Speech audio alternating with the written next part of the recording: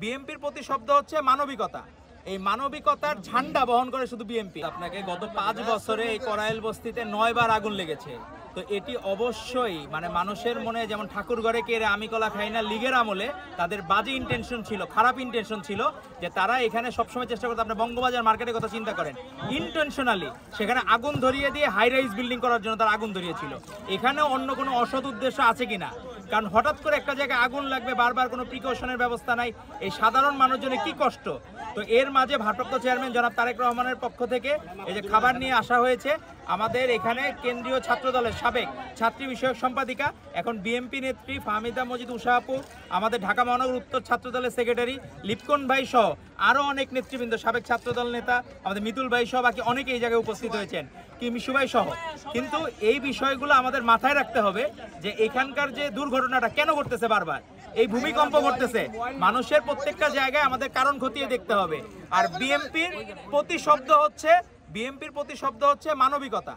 এই মানবিকতার ঝান্ডা বহন করে শুধু বিএনপি।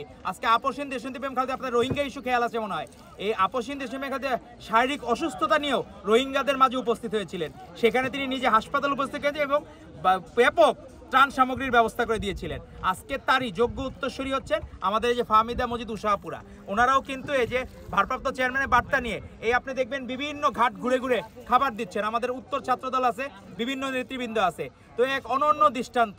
আর বাকিরা দেখবেন একটি বিশেষ রাজনৈতিক দল, তারা 1 আনা ইনভেস্টমেন্ট করে 16 আনা মানে ফায়দা লোটার চেষ্টা করে। তাদেরকে দেখলাম তারা বিভিন্ন জায়গায় বিদেশিরা বিভিন্ন ইউটিউব ভিডিও ছাড়তেছে যে হ্যাঁ নাকি জামাত ইসলামীতে আছে। তো এখন যে এই খাবার গত সেই দিন যেদিন থেকে আগুন ধরছে, তারপরে অজস্র মানুষ, তাদেরকে জিজ্ঞেস করা হয়েছিল আপনার কারা খাবার দিয়েছে, বললো বিএনপি দিয়েছে।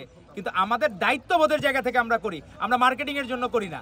তো আমাদের ভারপ্রাপ্ত চেয়ারম্যান আমাদের যে রাজনীতি শিখিয়েছেন, মানুষের পাশে দাঁড়ানো কর্তব্য মনে করি আমরা।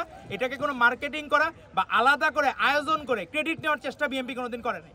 তো আমরা চাবো ভারপ্রাপ্ত চেয়ারম্যান জনাব তারেক রহমানের দিক নির্দেশনায় পরবর্তী দিনে আমরা যদি সরকার গঠন করতে পারি, আমাদের ভারপ্রাপ্ত চেয়ারম্যান জনাব তারেক রহমান প্রধানমন্ত্রী হলে এগুলার প্রত্যেকটার কারণ উদ্ঘাটন করা হবে এবং কেউ যদি উদ্দেশ্য প্রণোদিতভাবে